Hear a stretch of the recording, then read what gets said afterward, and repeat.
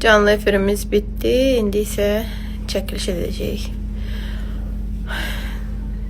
Güclə nəfəs alıram. Bu gözlərimi də göstərim sizə.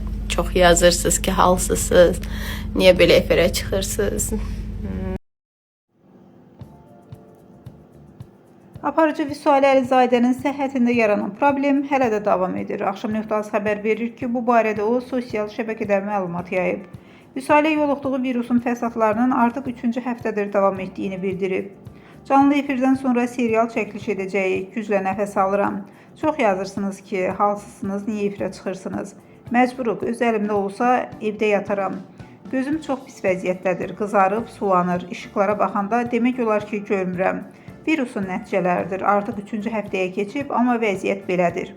Qeyd edək ki, Vüsalə Əlizadə 2 dəfə böyrək transplantasiyası etdirib.